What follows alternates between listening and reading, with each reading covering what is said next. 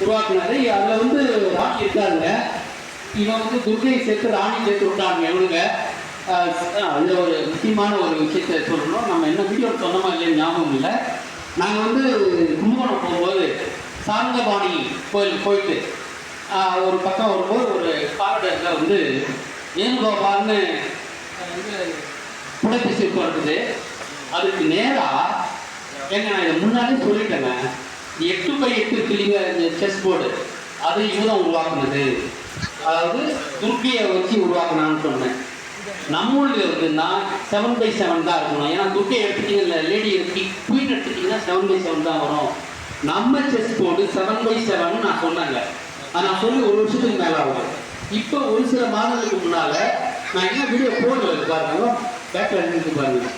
நாங்கள் வேணுகோபால் போயிட்டு கடைசி இப்போ இந்த பிரகாரத்துக்கு வர்றோம். வேணுகோபால் என்ன இது இருக்குங்க, விஷ்ணு கோயில் தான் இருக்குது. ஆனால் வேணுகோபால்னு ஒன்று இருக்குது. அதுக்கு நேராக 7x7 தாங்க போட்டு வச்சுருக்கோம். 8x7 செஸ் போட்டு வச்சுருக்காங்க. அந்த செஸ் போர்டு கீழே நிரந்தரமாக அந்த தரையிலே பண்ணி வச்சுருக்காங்க. அங்கே 7x7 தான் இருக்குது. நாங்கள் வீடியோ போடுறோம். இந்த ஃபேக்ட் நாங்கள் வந்து காமிச்சு நாங்கள் போடுறோம். அப்போ நான் முன்னாடியே நான் வந்து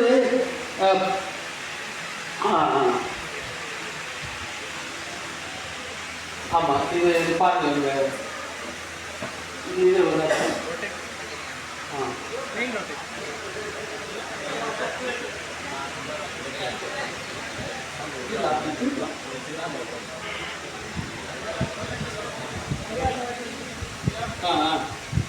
ப்ரொஜெக்டில் அதான் வருது பாருங்க.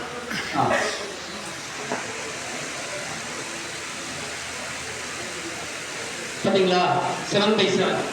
இது வந்து சாரங்கபாணி கோயிலில் வேணுகோபால் என்ற புடைப்பு சிற்பத்துக்கு எதிராக தரையில் போட்டு வச்சிருக்காங்க. இது நம்ம செஸ் போர்டில் 7x7 தான், 7x7 தான் நான் சொல்லி ஒரு வருஷத்துக்கு மேலே ஆகுதுங்க இல்லையா?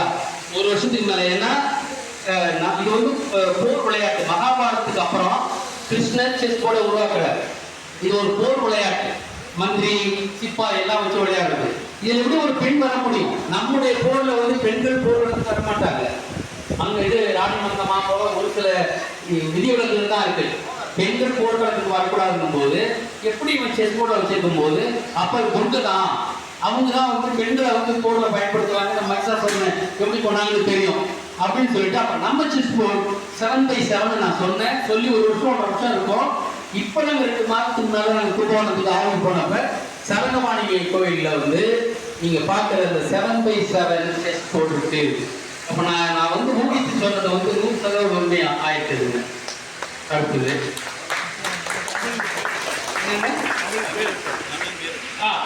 தமிழ்னு பேர் வச்சது வந்து கிருஷ்ணன் தான்.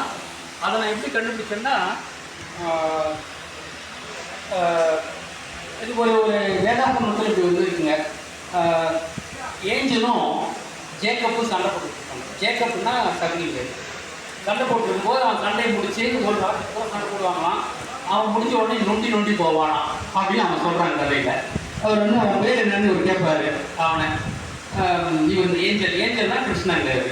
அவர் வந்து என் பேர் வந்து ஜேக்கப்னா, இன்னும் உன் பேர் ஜேக்கப் இல்லை, உன் பேர் இஸ்ரேல் அப்படின்னு. இது வந்து வேதாகமத்தில் இருக்கிற ஒரு இது. இதை வச்சு தான் நான் கண்டுபிடிச்சேன். ஏன்னா இஸ்ரேலு பேர் வச்சது கிருஷ்ணன்னா தமிழுக்கு தமிழ் யார் பேர் வச்சிருப்பாங்க? அது வந்து இதுதான். ரகரம் வந்து சிவனை முருகனை குறிக்கிறது. அப்புறம் காமின்றது கவசியான்ற மாதிரி வச்சு தான் நம்ம வந்து சொல்லியிருக்கோம். அப்போ இந்த நமது மொழிக்கு பெயர் வைத்தவர், தமிழ் என்று பெயர் வைத்தவர், தொல்காப்பியம் எழுதியவர், திருக்குறள் எழுதியவர் கிருஷ்ணர். நினைச்சிங்களா? திருக்குறள் தொல்காப்பியம் எழுதியவர் வந்து நம்ம கிருஷ்ணர் தான். தமிழுக்கு தமிழ் என்று பெயர் வச்சவரும் கிருஷ்ணர் தான். ஓகேங்களா? அடுத்தது ரோல் பற்றி சொல்லிட்டோம். அப்புறம் விஷ்ணுக்கு வந்துடுறோம். பேர் விஷ்ணு இந்த கூட இதில் காமிக்க முடியுமா? அதில் காமிக்க ஐயா இல்லை ஐயா அடிக்கல ஐயா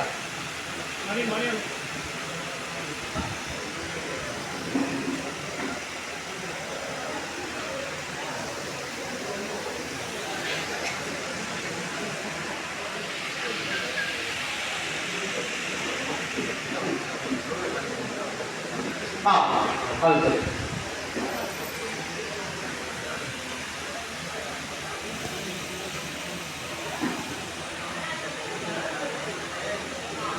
சரி. வந்துருச்சு வந்துருச்சு.